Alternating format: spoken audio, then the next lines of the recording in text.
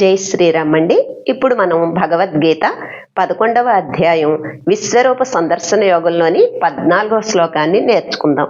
ఈ శ్లోకాన్ని చిన్న చిన్న పదాలుగా చేసి నేను 2 సార్లు చెప్తానండి. మొదటిసారి మీరు విని రెండోసారి నాతో పాటు చెప్పండి. తతస్స తతస్స విస్మయావిష్టః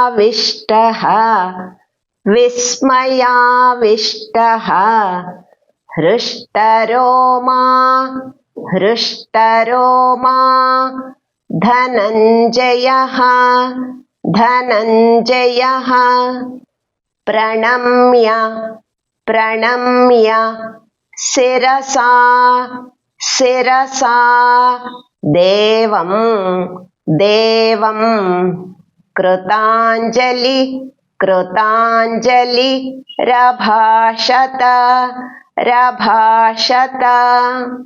ఇక్కడ కృతాంజలి అభాషత, కృతాంజలి అభాషత కలిపితే కృతాంజలిరభాషత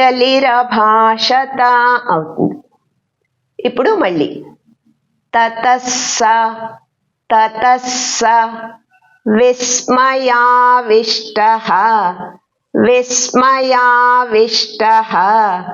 హృష్టరోమా హృష్టరోమా ధనంజయః ధనంజయః ప్రణమ్య ప్రణమ్య శిరసా శిరసా దేవం దేవం కృతాంజలి కృతాంజలి రభాషత రభాషత.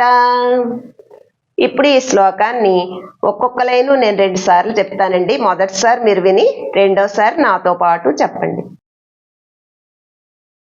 తతస్స విస్మయావిష్టః తతస్స విస్మయావిష్టః హృష్టరోమా ధనంజయః హృష్టరోమా ధనంజయః ప్రణమ్య శిరసా దేవం ప్రణమ్య శిరసా దేవం కృతాంజలిరభాషత కృతాంజలిరభాషత. ఇప్పుడు మళ్ళీ తతస్స విస్మయావిష్టః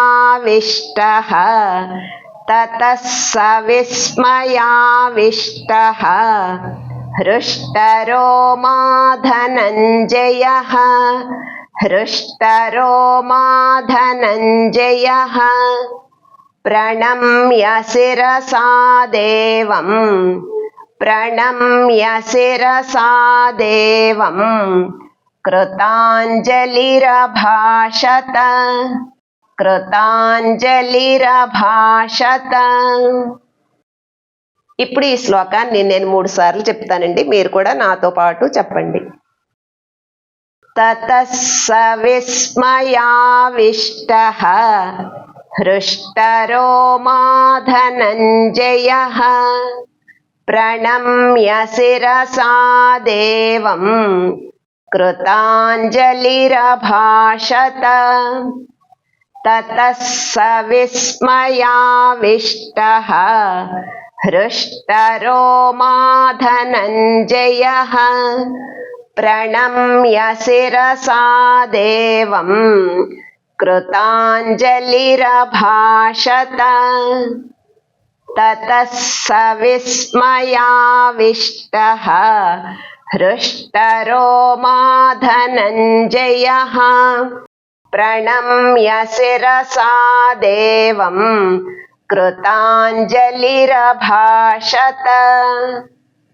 జై శ్రీరామ్. హరే రామ